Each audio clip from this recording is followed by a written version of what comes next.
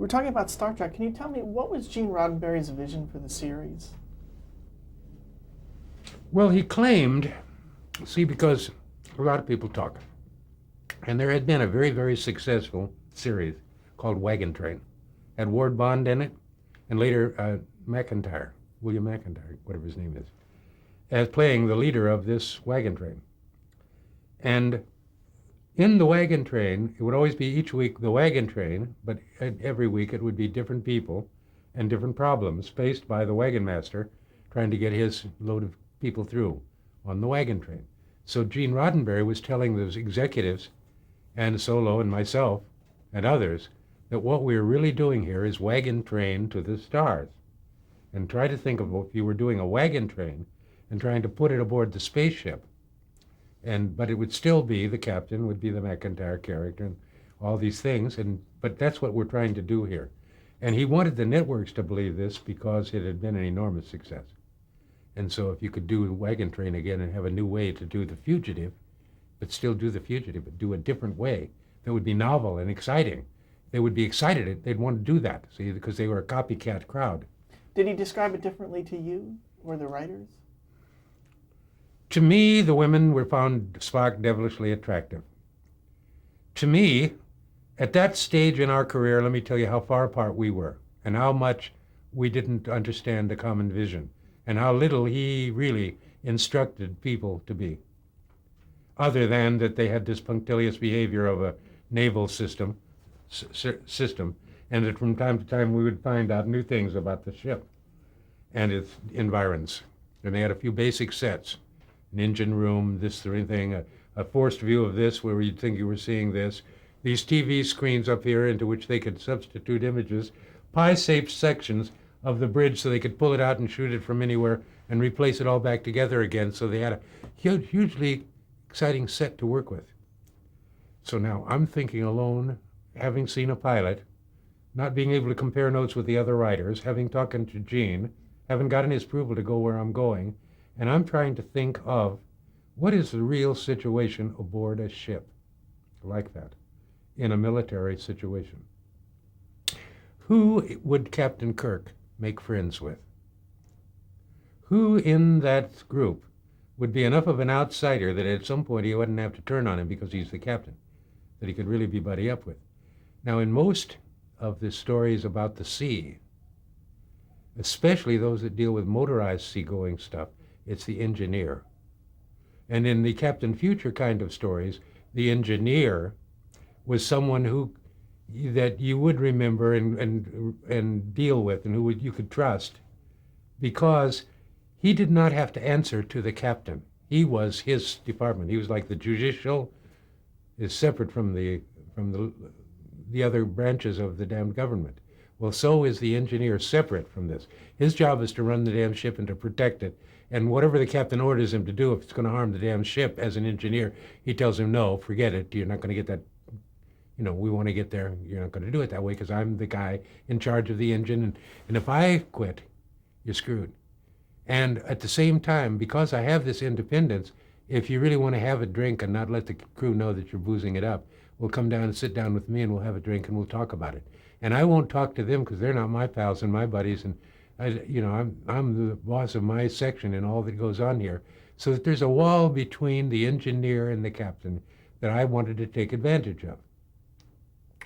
And I devised a game, a situation where Scotty, the engineer, and Captain Kirk are being fired at by Mr. Crater, who wants to get rid of them. And they devise a little strategy between them, and they end up rushing Crater and disarming him. And it's two guys talking together. And I see it as this character, the engineer. So I go to the actor. I will think of his name also at the moment. It hasn't occurred to me, but it will. So I go to the actor. Is this and James Doohan, and I tell him that I'm doing this story and that I've written this absolutely splendid scene in which he's going to be able to show some of his character and his personality and gets to disagree with Captain Kirk. And it's going to be a really lovely little thing in which they operate as a team and they have ultimate trust in each other, life and death. And it's really a lovely little thing, and I think it'll give a lot of dimension to your part, and I'm happy to do it. So now, Roddenberry sees this, and his idea is that the Vulcan and Jim are the best friends, and that all the other people will work for him, and the engineer and all that, and it's a different game. And so it breaks my heart, but he takes my Scotty lines and gives them to Spock, and lets Spock go with him, while I'm thinking how ridiculous that the first officer and the second officer both would leave the ship. Seems like they're it's like the vice president and the president. Let one of them stay in the war room if the other one wants to run out on the prairie and talk to the, you got to have your bases covered. So and the that's Scotty what character was entirely out of yours. No, he was used, but he was used as the engineer and with the Scottish accent who said the engines can only last, he did all the traditional stuff. But this scene that was supposed to prove this bonding situation was given arbitrarily to these characters. Now, this grew to be a terrible argument between Spock and Kirk and Roddenberry, because Spock knew that most of the new shows that were being written were beginning to feature him because he was the quirky one, was a very interesting character, especially after Sturgeon did Amok Time. And so he felt that he should receive as much publicity and as much airspace and all this stuff as Captain Kirk, because he was, in essence, at least with these shows, the hero of the show. And William Shatner was saying, no, I am the hero of the show. I am the captain. I'm the decisive one. I say yes, I say no. My survival is what the audience is looking forward to. I'm the hero. Gene, it's up to you. You're going to have to decide which one of us is the lead here. And he said, I'm sorry, but Shatner is the hero. The captain of the vessel is our hero. No matter how quirky and how good and all that stuff, and we could write a lot of wonderful stories that way, but it started out this way, and there's my answer. And what was Leonard Nimoy's reaction to that? Was grudging acceptance, but hostility. Did you witness this, or that you were told this? Well, it's part of the mythology of the whole show, but it's also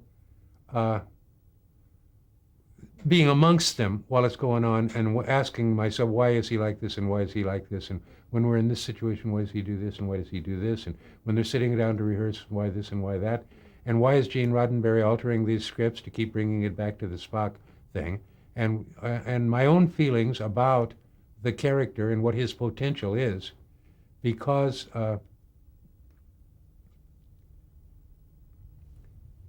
I consider his function to be secondary. Consider that he's wisdom. He's the library. He's everything that is known. He's got all of that information, right? He's not as smart as me, because he just knows what's up to the present, but I can look into the future. And if I push it right, I can even change the future. I can change the future if I know just where to push on it, because I understand it, that the future is yet to be. And there's where my interest lies, what will be. And what was, well, that's all good to know, but most of that is fuddy-duddy stuff. Most of it is wrong, like why learn Copernicus after you found out that his whole damn system is wrong? What's all this attention to detail about? Why don't we just cut to the chase and explain to us what's the latest view of reality, so we don't have to learn all that other clutter? We can just find out what you think is happening. And when we question you closely, no matter what your line of work, you don't know. Well, a photon's both a particle and a wave. It's a wave until you look at it and then it smears into a particle, but it'll return to being a wave the minute you stop looking at it. Well, then why does this always remain paper? Well, I got another explanation for that, and when you question them about that in any depth, you find out that ultimately they get down to a question of all of this stuff is theoretical about what went on, and that the biblical account of let there be light is just as explanatory as a photon travels at 186,000 miles per second, no matter whether it's chasing a photon, going away from a photon, whether it's approaching or whether it's receding. If you had a passenger on it, it would always be traveling at 186,000 miles per second. And if you got onto another train following it at 186,000 miles a second, And you know, the more one thinks about it, the more one becomes convinced that just in terms of sheer logic. But then you also got to think of something that to me is terribly important, and that is like the bedrock thing in the universe is called entropy. It's called time's arrow, because what it really is sort of a flattening down of things. Everything's in a terrible state of disymmetry and activity, but slowly it's settling down. The high places are being filled and the low places are coming down. And as this happens, this degrading of disymmetry is called entropy. And entropy's arrow is what tells us in what direction time is actually traveling, because we could be growing from old to young and not know it. We think we're growing from young to old. Well, why do we know that? We don't really know it until we take into account this concept, which they call entropy, time's arrow. Now, entropy is always happening, is always gathering more and more and more of it, and ultimately in the far, far, far, far distant future, all the mountains will be level, all the differences will be resolved, all of the design, pictureness of it will be vanished, and it'll all be down, dull, and the same. Okay, now, in its sameness, there's more order than there is in all these billions of stars. That this order is so great that maybe this sameness, entropy, is God. And that in boundless outer space where there is not even a sound of light, there's nothing, a flicker, there's not a motion, where time doesn't exist because E is equal to mc squared depends upon there being something moving. And if there's nothing moving and you're out there in the midst of all of this, but it's geometrical. You can find a space in it that's different from another space because it's three-dimensional or more, and there it is. Now, what about that? And you start talking to people about that, having a box here that's filled with complete emptiness. All the radiation is taken out of it, and start to examine it, to talk about that box in terms of modern science. And you find out that modern science is kind of a patchwork, and it's a guesswork, and a few things have been proven, but do they necessarily prove what they think they prove in their regularity? Because all we're measuring here is regularity in various ways.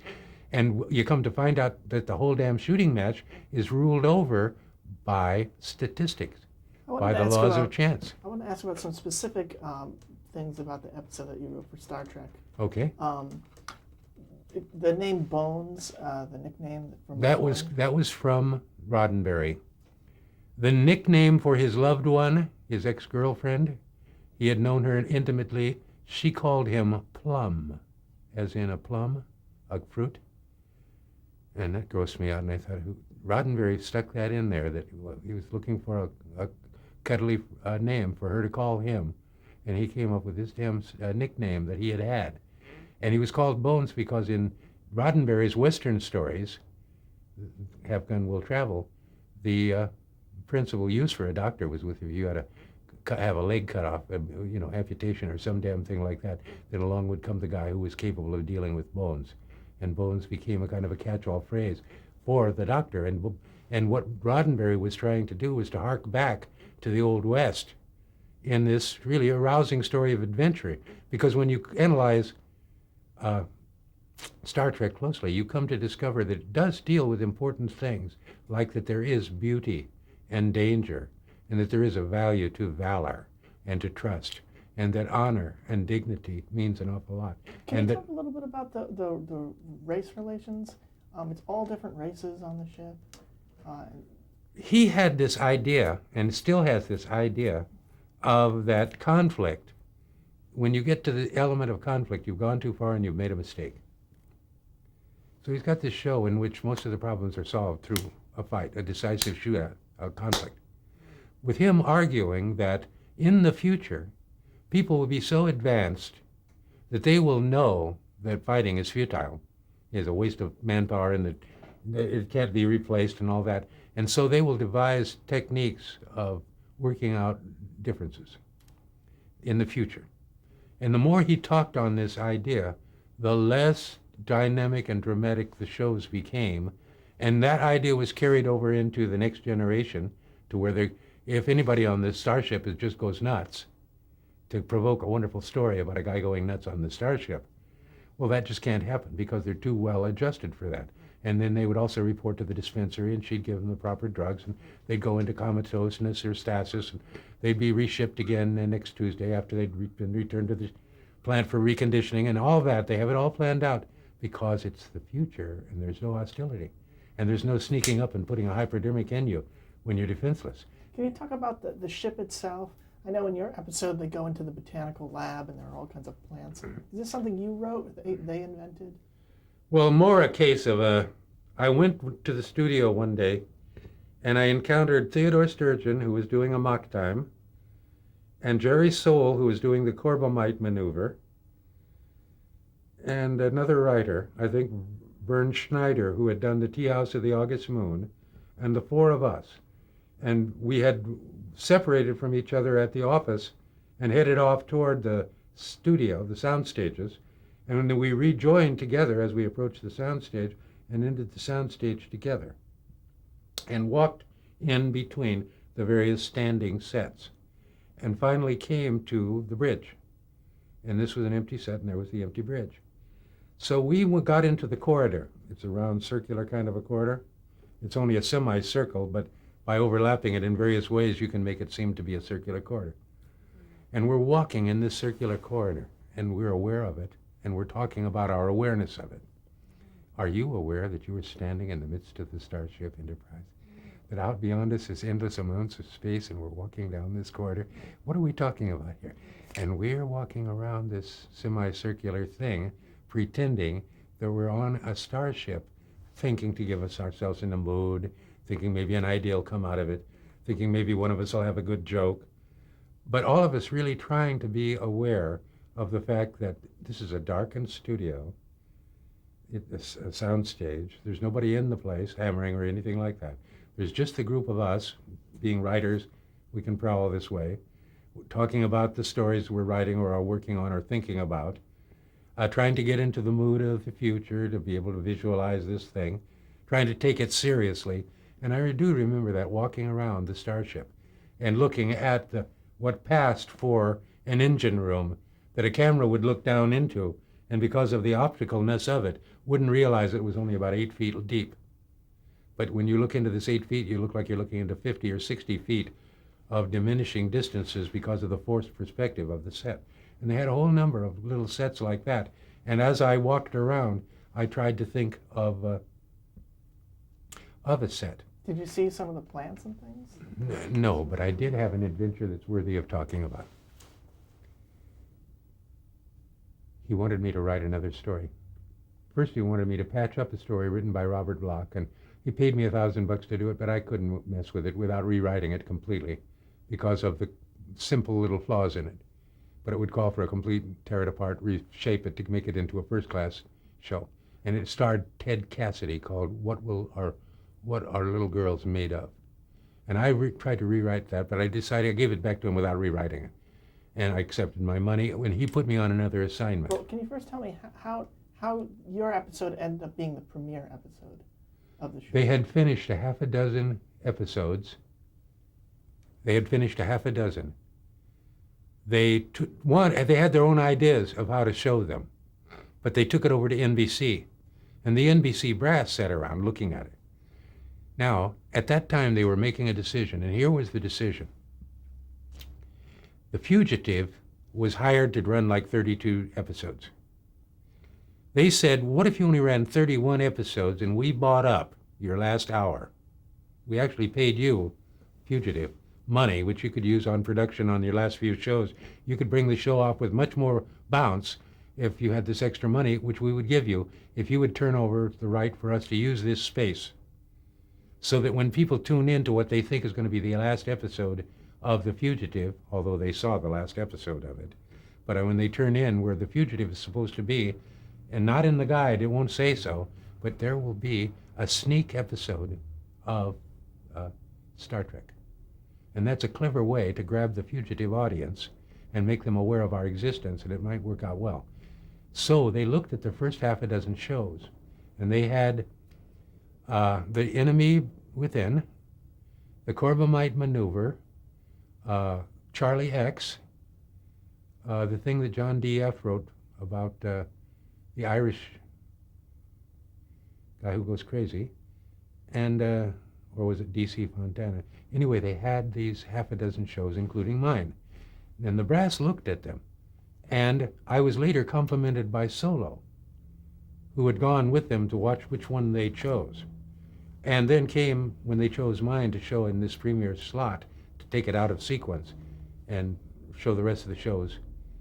He said to me that the reason that they did that was because of the relationship between Spock and Kirk and the transporter room, not with my dialogue, but with Gene's thing, and the transporting to the planet, so that with the dialogue about the flowers and this and that Gene put in there, they were very aware that this guy was a captain, whoever we didn't know who he was, that they were a doctor, that they had a mission to perform on a planet, and this strange stuff took place, and there they were on the planet, and then there were these obelisk strange buildings made out of cardboard and gunite, looking very, very splendid and planetary, extraplanetary. Anyway, he said that's why they chose it. It's because it's like transparent. It works right through this way that visually you don't need to have the show explained to you because of the sequence and the way that it happens in front of their eyes. And that's why they chose it. So I said, whoa, that's very, very good. And it started to be referred to as the premiere episode, the first one that America ever saw. First one they ever saw. And it wasn't listed in TV Guide? It wasn't listed in the TV Guide. But it was reviewed, and the reviewers uniformly didn't understand this business about an alien and there's other planets, and will probably appeal to children. You know, it got the mark of a kid's show. Comic book was used in the thing. And so I thought, oh God, I'm really doomed, because they didn't read beneath the story to see if there's really a story there and if it's interesting. And they saw the superficial stuff and they didn't know how to relate to it. But that was in the cards. But then Roddenberry said... Can you tell me who Robert Justman was? He was the associate producer. Mm-hmm. Now, the thing is, he had produced television for a number of series, maybe a dozen big-name series through the years.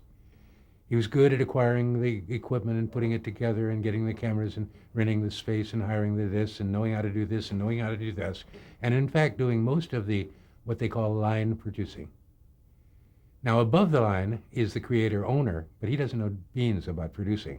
He knows what he wants to achieve, but he needs a foreman to make it come off. He's like a contractor who's got a plan and an architect and a space, but he needs... What was your connection with Justman? How did you work with him? Oh, I was enormously respectful of him because I know the shows were being made by him. I knew that.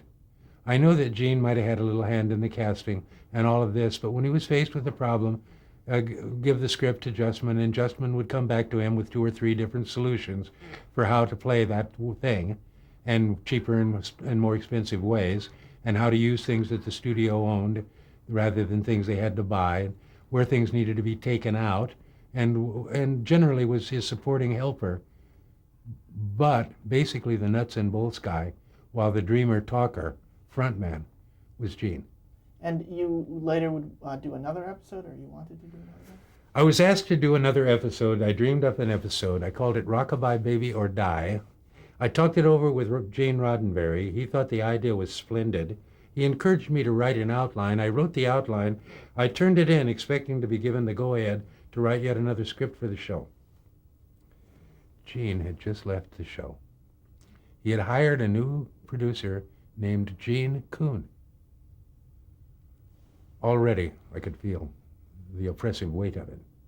That now I was being called to have a meeting with the new producer, Gene Kuhn. Gene Roddenberry would be there to discuss this thing that I had written for them in the form of an outline. Flashback. I was hired to write a pilot for a show called Frankenstein, owned by Universal, with the creature with the studs in his neck, for a television series in which he would die in the flames every week and be resurrected again and again in this wonderful background. So I made up a number of stories and wrote one of them out in the form of an outline and submitted it to the studio just at the point the producer was being fired and they were bringing in Gene Kuhn, who was hot from a movie called War Wagon. and a movie and a book called All Quiet on the Front, or something like that, in What's Happening on the Front, something like that. And it's a comedy about World War II. And I go to him, and he wants to modernize the creature, and he wants to change the setting from ancient Germany to New York City. And I said to him, come on, for God's sakes, Gene, have a heart. If I were to encounter the Frankenstein monster standing on a corner in downtown Manhattan, I would think that he was a war victim, that he was a guy from Vietnam, that he'd been suffered a bomb blast. Or, my God, I'd feel sympathy for the guy, certainly not terror. And when I saw how he lumbered around, I'd try to give him a hand with his... I wouldn't be fearful that he would turn on me with savage strength. Just, what are we talking about here? You are blowing the whole idea. And because I wouldn't play with him, I don't want to mess with this Frankenstein monster as a modern survivor in New York City, living in a tenement protected by a landlord or something. No, I don't want that. Somebody could do maybe a quirky movie about it, but not as a series. And I ended up losing that assignment. So now they say Gene Kuhn. And I think, I am in trouble here. So I go to Kuhn and to Gene. And Gene, they tell me they like what I'm doing very much, but that what I have got here is the story of a strange alien thing striking the ship, getting it to its circuits, and starting to cry. And as it cries, the door slides open and goes, wah, wah, wah, wah. And they don't know what this is, what is causing everything to go wrong. And they try to contact the inner sensors, and they find out that something has invaded the inner part of the ship in such a way, and it is like a newborn infant. And that's a baby crying. And they got to keep quiet. Don't drop a wrench. Somebody drops a wrench. Wah, wah, wah, wah. Startles the thing again. No, be quiet, be quiet. Uhura starts to talk to it, and singing a lullaby to it. The ship quiets down. They can control it, but they can't control it because it's got some presence in it that can take charge of everything and lock doors and ask questions and listen in on the voices and all that stuff. And the child is growing. And as it grows, it comes to identify Mr. Spock as its teacher, Captain Kirk as its father. It's got the voice of a young boy. It asks those questions that young boys ask as it's growing older. Quickly, over a period of hours, it's gone from being like a little baby to being like a questing 4-year-old, gurgling and beginning to play with the language. And so soon it's going to be a grown young man. Now, I got the story going, and he is saying at the end of this story, I know it works, it's all fantasy, the way you've written it. But this is a science fiction series, and I'm the producer of it. And so the voice of the young boy like that, that we were going to put in like a metallic voice, like a robot, And I said, but that'll kill this rapport of the father and the son talking. Father, was I brave enough? Did I do the right thing? Yes, son, you did the right thing. As the ship is dying from having saved them from going into the sun as part of an elaborate plot. And there is this brave and resourceful young man striving to live up to the ideals of his father, and willing to go to great sacrifice over it. And it's very touching when you listen to it or play it this way. And this other way, all that would go away. It'd be a clunky machine. Okay, we're going to cut the tape.